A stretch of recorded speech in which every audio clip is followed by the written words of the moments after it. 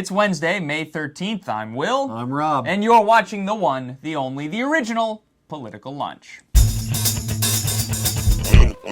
Welcome back to The Lunch. It's Wednesday, and by now you probably know that the week in politics is being defined by two issues, healthcare and torture. For some of you out there now plagued by the sometimes maddeningly inefficient American health insurance system, well, you might see those two as one and the same, and we understand. But in Washington, healthcare and torture are actually treated as two separate issues. First, to torture.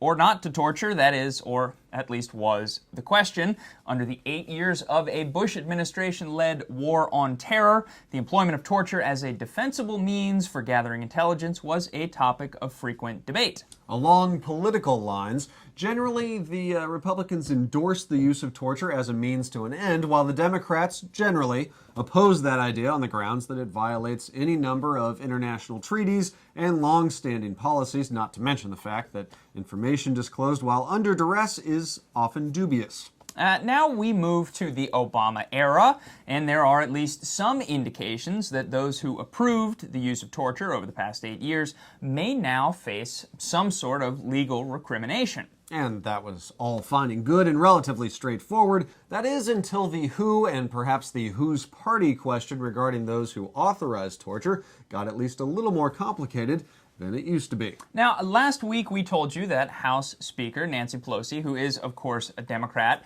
may not have told the whole truth about what she knew and when she knew it regarding the Bush interrogation policy or the torture policy. Well, since then, the CIA has released more memos detailing which members of Congress were briefed and when about the ongoing CIA-led intelligence gathering efforts. The CIA has long been on the receiving end of significant criticism for its intelligence failures and its complicity in Bush-era torture policies.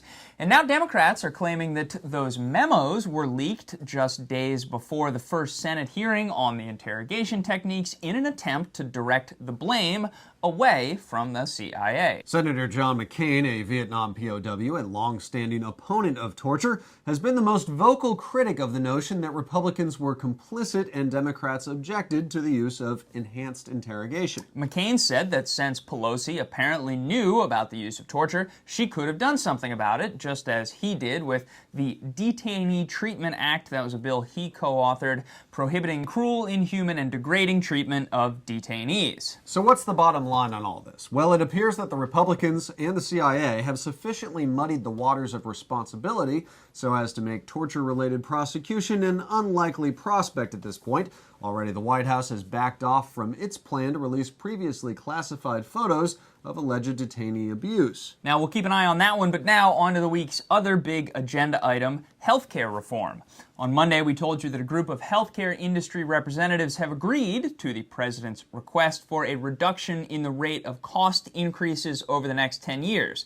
In essence, that could mean that healthcare will get more expensive less quickly, but after that, some observers were left wondering where the details were for, actual healthcare reform. Well, since then, a number of ideas have been floated across the wire, and mainly on the ways in which the federal government might fund a national health insurance system. Former DNC Chairman Howard Dean proposed a 10-cent per gallon increase in the gas tax, saying, quote, "I think most people would be happy to pay it if they know they'd have health care no matter what." And then there's the idea proposed this week by some lawmakers to raise the tax on sugary sodas to pay for national health care. But most likely of all the options for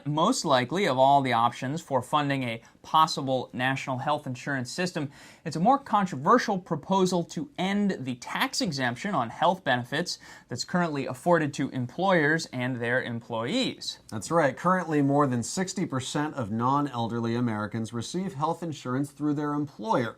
And obviously, removing the tax benefit would make employer-provided insurance somewhat less attractive or even feasible. Now, if that $300 billion that could be generated in new tax revenue by ending that benefit, if that could be used to implement a national health insurance system, would the trade-off be worth it? It looks like that question will be first and foremost on Capitol Hill in the coming months, but if you believe Nancy Pelosi, the debate won't drag on forever.